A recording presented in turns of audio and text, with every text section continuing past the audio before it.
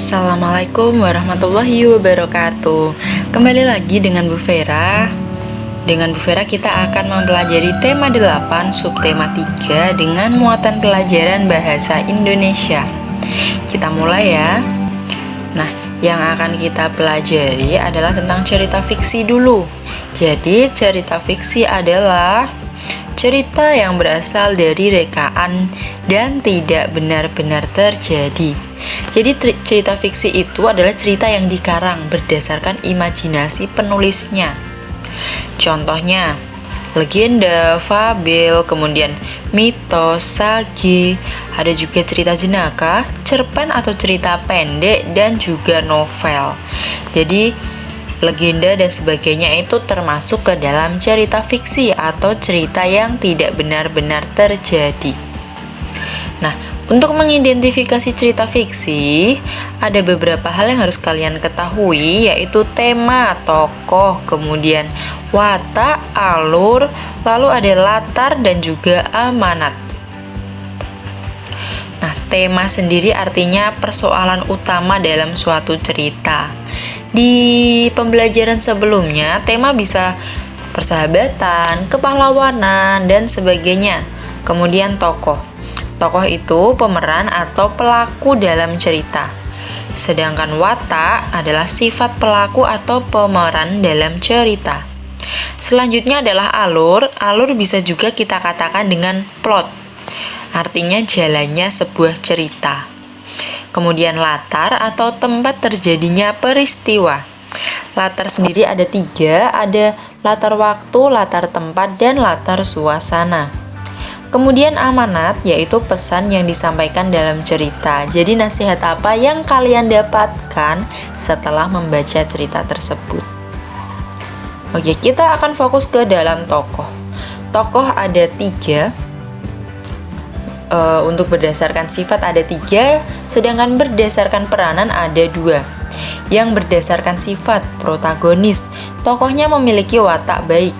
Kemudian antagonis, tokoh yang menentang tokoh protagonis. Sedangkan tritagonis adalah tokoh penengah antara tokoh protagonis dan antagonis. Jadi berdasarkan sifatnya ada 3. Tapi kalau kalian diminta menyebutkan bagaimana watak tokoh Malin Kundang, kalian tidak boleh menjawab watak Malin Kundang adalah antagonis. Tidak boleh ya. Antagonis itu jenis tokoh, bukan sifatnya. Jadi antagonis, protagonis, tritagonis itu jenis tokoh berdasarkan sifat. Kemudian berdasarkan peranan ada tokoh utama atau tokoh yang memiliki peranan penting dalam cerita dan mendominasi cerita. Jadi dari awal dan akhir, si tokoh utama ini selalu muncul. Kemudian ada tokoh pembantu, tokoh yang perannya tidak terlalu penting dalam cerita. Jadi tokoh pembantu ini tokoh yang sebagai pelengkap dalam sebuah cerita agar terlihat lebih menarik.